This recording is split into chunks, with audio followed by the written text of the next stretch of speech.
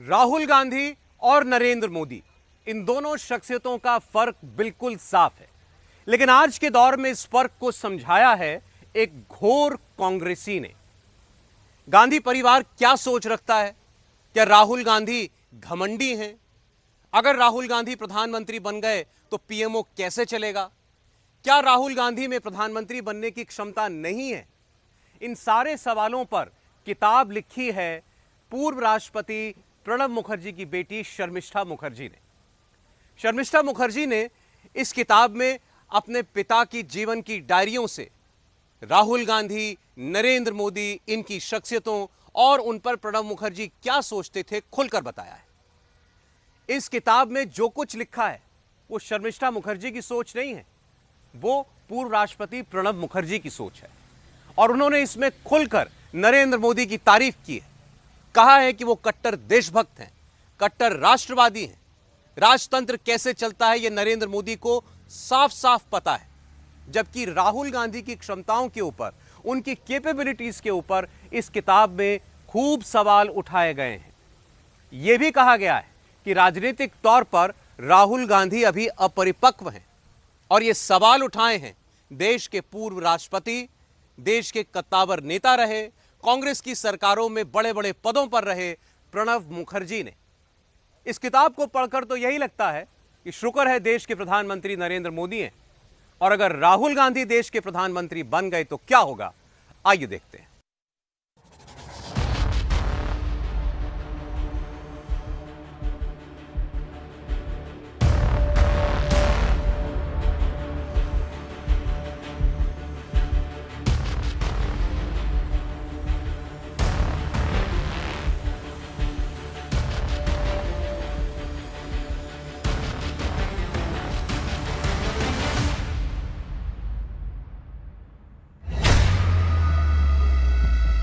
लगभग 50 सालों का राजनीतिक अनुभव, 4 प्रधानमंत्रियों के साथ काम किया, इंदिरा गांधी, राजीव गांधी, सोनिया गांधी और फिर राहुल गांधी को बहुत करीब से देखा। वित्त मंत्री, रक्षा मंत्री, विदेश मंत्री और फिर देश के 13वें राष्ट्रपति। न अनुभव की कमी, न समझ की और न ही राजनीति की। विशुद्ध रूप से कांग्रेसी प्रणब मुखर्जी।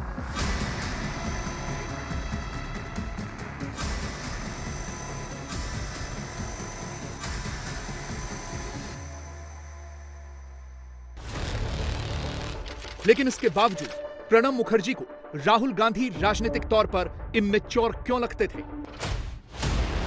प्रणब मुखर्जी ने राहुल गांधी को क्यों कहा था कि वो अपने आप को क्या समझता है? प्रणब मुखर्जी ने क्यों कहा था जिसे एएम और पीएम का फर्क नहीं पता वो पीएमओ कैसे चलाए? प्रणब मुखर्जी ने राहुल गांधी के बारे में क्यों कहा था कि गांधी नेहरू खानदान का घमंड तो है पर प्रतिभा नहीं है?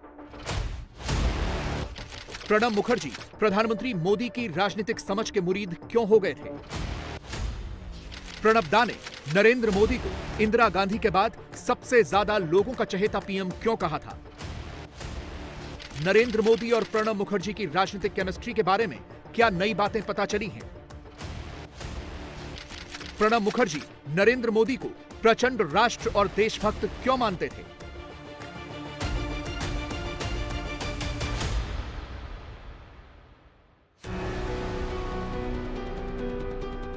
प्रणब मुखर्जी की बेटी शर्मिष्ठा मुखर्जी की किताब में ऐसे ऐसे खुलासे हैं जो 24 के चुनाव से पहले राहुल गांधी और सोनिया गांधी की मुश्किलें बहुत ज्यादा बढ़ा सकते हैं। प्रणब मुखर्जी अपने जीवन की प्रमुख घटनाओं को हमेशा डायरी में लिखा करते थे। प्रणब दा के देहांत के बाद उनकी बेटी ने उनकी डायरी को एक किताब का रूप दिया है। इस डायरी में वो सच्चाई है जिससे कांग्रेस के कल्चर, सोनिया गांधी की सोच और राहुल गांधी की राजनीतिक अपरिपक्वता की पोल खुलती है। और साथ ही नरेंद्र मोदी की वो जमकर तारीफ भी करते हैं। 2014 में जब नरेंद्र मोदी प्रधानमंत्री बने तो प्रणब मुखर्जी ही राष्ट्रपति थे, लेकिन मोदी और प्रणब दा का राजनीतिक रिश्ता बहुत पुराना था।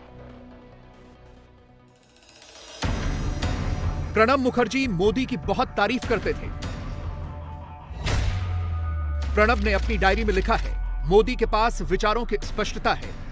वो लोगों के मिजाज को बहुत अच्छी तरह से समझते हैं। वो जानना चाहते हैं और ऐसा दावा नहीं करते कि वो सब कुछ जानते हैं। एक हार्डकोर आरएसएस का आदमी होने की वजह से वो प्रचंड देशभक्त और राष्ट्रवादी हैं। आगे शर्मिष्ठा मुखर्जी ने लिखा है कि बाबा ने मुझसे कई बार इसका जिक्र किया है कि इंदिरा गांधी के बाद नरेंद्र मोदी वो अकेले प्रधानमंत्री हैं जो लोगों के मिजाज को बहुत ही सटीक तरीके से समझते हैं। 23 अक्टूबर 2014 को उन्होंने अपनी डायरी में लिखा है कि सियाचिन में जवानों के साथ और श्रीनगर में बाढ़ पीड़ितों के साथ दिवाली मनाने का प्रधानमंत्री का फैसला उनकी राजनीतिक समझ को दिखाता है, जो इंदिरा गांधी के अलावा किसी और प्रधानमंत्री में नहीं थी। वो ये मानते थे ये प्रधानमंत्री नरेंद्र मोदी में एक लोगों की नब्ज समझने का जो क्षमता जो एक पॉलिटिशियन में होना चाहिए वो जबरदस्त है। He could feel the pulse of the people. और मेरे फादर के मुताबिक ये जो क्षमता है, ये जो क्वालिटी है, इस quality to feel the pulse of the people Indira Gandhi का बाद उन्होंने नरेंद्र मोदी में, इस जो प्रधानमंत्री थे, ये क्षमता उन्होंने नरेंद्र मोदी में देखा। प्रणब मुखर्जी और प्रधानमंत्री मोदी का ये राजनीतिक रिश्ता उनके राष्ट्रपति पद से हटने के बाद भी जारी रहा। मोदी अक्सर प्रणब मुखर्जी से मिलने के लिए जाया करते थे। इसका भी जिक्र शर्मिष्ठा मुखर्जी ने अपनी किताब में किया है। राष्ट्रपति के तौर पर इस्तीफा देने के बाद प्रधानमंत्री मोदी प्रणब मुखर्जी से मिलने आते थे। आधिकारिक भोज के अलावा राष्ट्रपति भवन में कभी भी मुझे प्रणब और प्रधानमंत्री को साथ देखने का अवसर नहीं मिला, लेकिन अब मैं दोनों के बीच की बातचीत बहुत नजदीक से देख सकती थी। मैं कमरे में चाय या नाश्ता लेकर जाती थी। इसमें कोई शक नहीं है कि दोनों के बीच एक बहुत मजबूत पर्सनल केमिस्ट्री थी।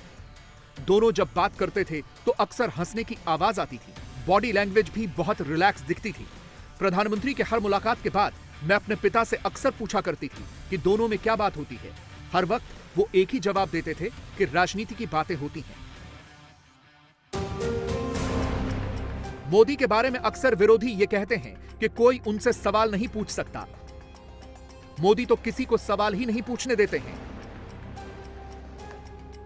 लेकिन इस पर शर्मिष्ठा मुखर्जी ने अपनी किताब में क्या लिखा है यह भी देखना चाहिए, क्योंकि जब का यह जिक्र है तब भी शर्मिष्ठा मुखर्जी एक कांग्रेस नेता ही थी। पिता के राष्ट्रपति पद से रिटायर होने के बाद प्रधानमंत्री के साथ मेरी भी कुछ 1-to-1 मीटिंग हुई। मैं उनकी हर बात से सहमत नहीं होती थी और अपनी असहमति जताती थी।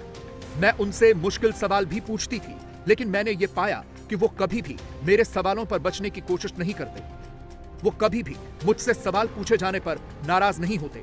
जब मैंने अपने पिता से अपनी इन मुलाकातों पर चर्चा की तो वो अक्सर कहते थे कि प्रधानमंत्री के पास लगता है कि बहुत ज्यादा धैर्य है। अक्सर नरेंद्र मोदी जब भी प्रणब मुखर्जी से मिलते थे तो वो उनके पैर छूते थे। इसका जिक्र शर्मिष्ठा मुखर्जी की किताब में विस्तार से किया गया है। प्रधानमंत्री मोदी ने मुझे खुद प्रणब के पैर छूने के बारे में बताया था। उन्होंने बताया था कि वो प्रणब को बहुत लंबे समय से जानते हैं, यहां तक कि गुजरात के मुख्यमंत्री बनने से पहले से। मोदी अपनी पार्टी के संगठन के कामों के लिए अक्सर दिल्ली आते थे और नॉर्थ और साउथ एवेन्यू के इलाके में ही रहते थे। वो अक्सर प्रणब मुखर्जी को उनकी मॉर्निंग वॉक के दौरान मिल जाते थे। प्रणब ने हमेशा उनसे अच्छे से बात की और मोदी भी उनके प्रति अपना सम्मान दिखाने के लिए पैर छूते थे। तो हमेशा पर्सनली जब भी मिलते थे मोदी जी बाबा के पैर छूते थे और बाबा इसमें हैरान भी थे। उन्होंने लिखा कि मुझे पता नहीं कि इसके कारण क्या हैं। तो और ये बात मैंने मोदी जी से भी सुना और तब मुझे पता चला कि मोदी जी बाबा को बहुत पहले से जानते थे। जब वो एक कार्यकर्ता के हिसाब से दिल्ली में आते थे और north Avenue south Avenue areas में रुकते थे, तो मॉर्निंग वॉक का दौरान मेरे बाबा से वो टकराते थे कभी कभी दोनों। बाबा ने हमेशा उनके साथ बहुत अच्छी तरह बात किया और उन्होंने हमेशा बाबा के पैर छुए। मैं भी सोचती थी कि शायद बाबा का मुलाकात मोदी जी से जब वो गुजरात के चीफ मिनिस्टर थे तभी हुआ। तो मोदी जी ने इस बात को कहा कि नहीं, मैं तो बहुत पहले से उनको जानता था। 2014 में चुनाव जीतने के बाद भी नरेंद्र मोदी प्रणब मुखर्जी से मिलने पहुंचे थे। इसका जिक्र भी प्रणब ने अपनी डायरी में किया है। उन्होंने लिखा, मोदी ने मेरे पैर छुए और कहा, दादा आप मुझे छोटे भाई की तरह गाइड करना और सलाह देना। मैंने उन्हें अपना पूरा समर्थन देने का भरोसा दिया। यह भी लिखा है कि सार्क के नेताओं को शपथ ग्रहण में आमंत्रित करने का आइडिया भी अच्छा है। मैंने उन्हें सलाह दी कि सुरक्षा टाइट रहे, यह सुनिश्चित करना। शर्मिष्ठा मुखर्जी की किताब के मुताबिक अपनी डायरियों में प्रणब दा प्रधानमंत्री मोदी की तो अक्सर तारीफ करते थे, लेकिन राहुल गांधी पर उन्होंने बहुत से सवाल उठाए हैं। राहुल गांधी के अंदर उन्होंने एक नहीं कई कमियां निकाली हैं। 27 सितंबर 2013 को राहुल गांधी तत्कालीन केंद्रीय मंत्री अजय माकन की प्रेस कॉन्फ्रेंस में पहुंच गए थे और यूपीए सरकार के एक ऑर्डिनेंस को फाड़ने की बात कह दी थी। उस ऑर्डिनेंस को पूरी तरह से नॉनसेंस बताया था। यह ऑर्डिनेंस सांसदों और विधायकों के दोषी पाए जाने पर सुप्रीम कोर्ट के फैसले के खिलाफ था और राहुल गांधी इससे नाराज थे। My opinion on the ordinance is that it's complete nonsense. Complete nonsense. इस पूरी घटना का जिक्र शर्मिष्ठा मुखर्जी ने अपनी किताब में विस्तार से किया है।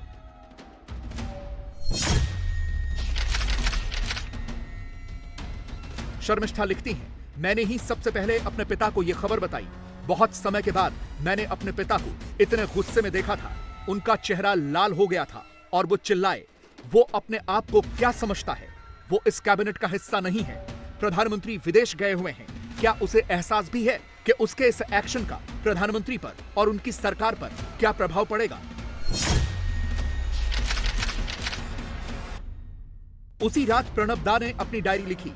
राहुल गांधी ने अजय माकन की प्रेस कॉन्फ्रेंस में गेट क्रैश किया और कैबिनेट के फैसले को नॉनसेंस कहा। यह बिल्कुल भी ठीक नहीं है। उनके पास गांधी नेहरू वंश का घमंड तो है, लेकिन उनकी राजनीतिक सूझबूझ नहीं है। यानी सिर्फ नरेंद्र मोदी ही राहुल गांधी को घमंडिया नहीं कहते हैं, बल्कि प्रणब मुखर्जी भी कुछ ऐसा ही सोचते थे। मुझे किसी सीनियर कांग्रेस लीडर ने बोला कि राहुल गांधी पार्टी में कोशिश किया था कि ये ऑर्डिनेंस ना लाया जाए, लेकिन कोई उनका बात माना नहीं। तो ये बात मैंने जब अपना फादर को बोला कि राहुल गांधी कोशिश तो किए थे, तो उन्होंने फिर बोला कि राहुल गांधी इतना साल से पॉलिटिक्स में हैं, पार्टी में उनकी जो पोजीशन है, उसके बावजूद भी अगर लोगों को अपना बात लॉजिकली नहीं मना पा रहे हैं और अपने पॉइंट दिखाने के लिए उनको इस तरह की थिएट्रिक्स करना पड़ रहे हैं, तो शायद वो पॉलिटिक्स के लिए तैयार नहीं हैं। I mean, he felt that he was this total immaturity, and ये उससे पहले भी थोड़ा सा उन्होंने जिक्र किया था किसी कॉन्टेक्स्ट में that he is yet to mature politically. Pranab Mukherjee मानते थे कि राहुल को अभी राजनीतिक तौर पर मैच्योर होना है। राहुल गांधी प्रणब मुखर्जी से राष्ट्रपति भवन में मिलने आते थे।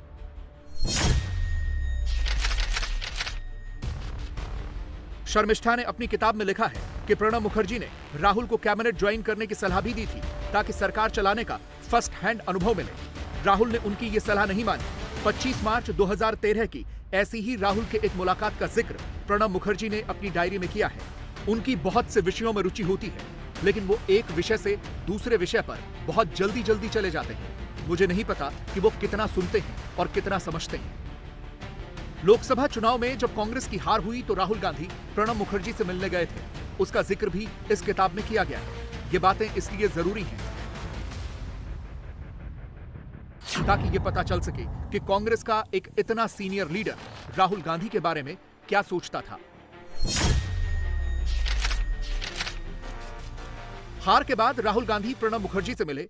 प्रणब मुखर्जी ये देखकर बहुत सरप्राइज हुए कि उन्होंने चुनावों में पार्टी की परफॉर्मेंस पर ऐसे अलग होकर बात की जैसे कि वो कोई आउटसाइडर रहे हों और जैसे कि वो इस कैंपेन के चेहरे भी न रहे हों। प्रणब मुखर्जी ने अपनी डायरी में लिखा है, शायद पार्टी से दूरी बनाने के पीछे वजह यह है कि उनके अंदर उस किलर इंस्टिंक्ट की कमी है जो बीजेपी के कार्यकर्ताओं को मोदी से मिली है। राहुल गांधी को लेकर एक अजीबोगरीब घटना का जिक्र भी उन्होंने अपनी डायरी में किया है। एक सुबह प्रणब मुखर्जी मुगल गार्डन में मॉर्निंग वॉक कर रहे थे। राहुल गांधी उन्हें मिलने के लिए आ गए। प्रणब मुखर्जी अपनी मॉर्निंग वॉक और पूजा में किसी का भी हस्तक्षेप पसंद नहीं करते थे, लेकिन फिर भी वो राहुल गांधी से मिले। ये पता चला कि राहुल गांधी को प्रणब मुखर्जी से शाम को मिलना था, लेकिन उनके ऑफिस ने गलती से उन्हें बता दिया कि मीटिंग सुबह के वक्त है। मैंने जब इसके बारे में अपने पिता से पूछा तो उन्होंने बड़ी घृणापूर्वक कहा, अगर राहुल का ऑफिस एएम और पीएम का फर्क नहीं कर पा रहा तो वो एक दिन पीएमओ चलाने की उम्मीद कैसे कर रहे हैं। अपनी डायरी में प्रणब मुखर्जी ने यह भी लिखा है कि कैसे कांग्रेस के कुछ नेता राहुल गांधी की शिकायत करते थे कि वो उनसे मिलते ही नहीं हैं। राहुल गांधी की कुछ बातों से प्रणब मुखर्जी को भी यह एहसास हुआ था कि राहुल गांधी के अंदर अभी राजनीतिक अपरिपक्वता यानी पॉलिटिकल इमेच्योरिटी है। इसका जिक्र भी शर्मिष्ठा की किताब में किया गया है।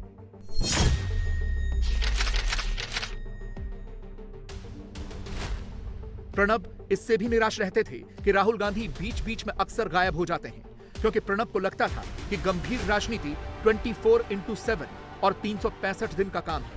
वो खुद भी छुट्टी लेने में यकीन नहीं रखते थे और हमेशा अपनी पार्टी के दफ्तर के इवेंट अटेंड करते थे।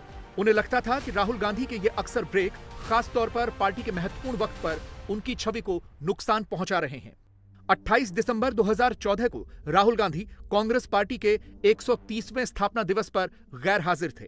प्रणब ने अपनी डायरी में लिखा, राहुल एआईसीसी के कार्यक्रम में मौजूद नहीं थे।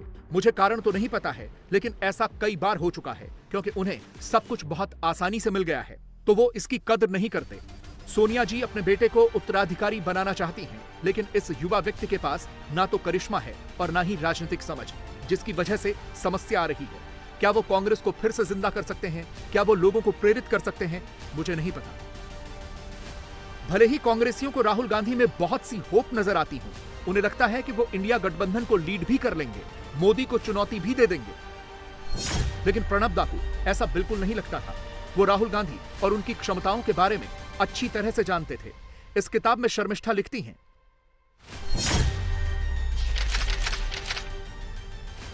2019 के लोकसभा चुनाव में यह माना जा रहा था कि कांग्रेस 2014 से कहीं बेहतर प्रदर्शन करेगी और बीजेपी को तगड़ी चुनौती देगी। अपने पिता के साथ जब इस पर मेरी बात हुई तो उन्होंने कहा कि राहुल गांधी का एक नेता के तौर पर उभरना मैं तभी मानूंगा जब कांग्रेस पार्टी 88 सीटें जीतेगी। शर्मिष्ठा मुखर्जी लिखती हैं कि मैं इस पर गुस्सा हुई और मैंने अपने पिता को कहा कि आप सिनिकल हैं, लेकिन वो सही थे। कांग्रेस को सिर्फ 52 सीटें मिली।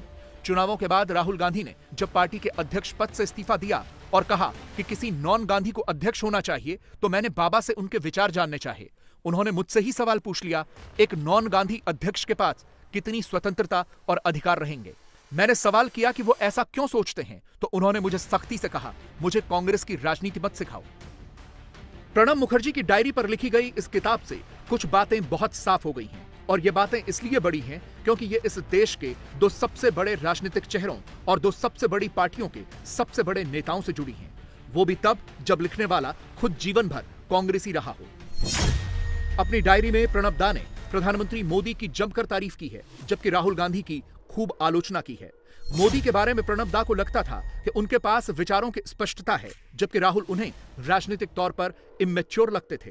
प्रणब दा को लगता था कि मोदी लोगों की नब्ज को बहुत अच्छी तरह से समझते हैं, जबकि राहुल के अंदर उन्हें मोदी जैसी किलर इंस्टिंक्ट की कमी नजर आती थी। प्रणब दा नरेंद्र मोदी को प्रचंड देशभक्त और राष्ट्रवादी समझते थे, जबकि राहुल के अंदर उन्हें घमंड ज्यादा नजर आता था। प्रणब मुखर्जी मोदी को ऐसा प्रधानमंत्री मानते थे जो सब कुछ जानने का दावा नहीं करता है, और राहुल एक विषय से दूसरे विषय पर जल्दी जल्दी चले जाते हैं। श्री प्रणब मुखर्जी। 2019 में प्रणब मुखर्जी को भारत रत्न मिला था। वो भले ही कांग्रेसी रहे हों, लेकिन प्रधानमंत्री नरेंद्र मोदी की सरकार में उन्हें भारत रत्न से सम्मानित किया गया। और इस कार्यक्रम में गांधी परिवार का कोई सदस्य मौजूद नहीं था। इसका भी जिक्र शर्मिष्ठा मुखर्जी की किताब में है।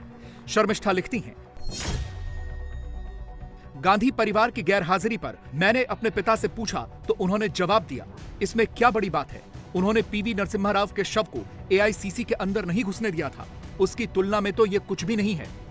यूपीए की दोनों ही सरकारों में प्रणब मुखर्जी भले ही सबसे सीनियर मिनिस्टर रहे हों, लेकिन सोनिया गांधी उन पर भरोसा नहीं करती थी। सोनिया गांधी के लिए वो वरिष्ठ जरूर थे, लेकिन भरोसेमंद नहीं थे।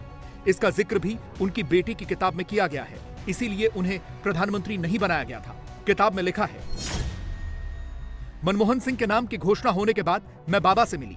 मैंने पूछा कि उन्हें कौन सा मंत्रालय मिलेगा।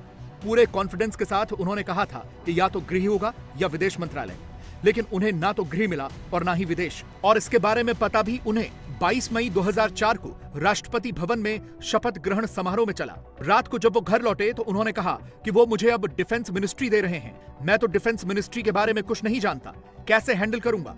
इस घटना के बारे में प्रणब मुखर्जी ने अपनी डायरी में लिखा है, मनमोहन सिंह ने उन्हें बताया था कि सोनिया गांधी ने अपना मन बदला है और वो उन्हें गृह के बजाय रक्षा मंत्रालय देना चाहती हैं। प्रणब मुखर्जी ने आगे लिखा है, गृह एक राजनीतिक मंत्रालय है और वहां बहुत से काम किए जा सकते हैं।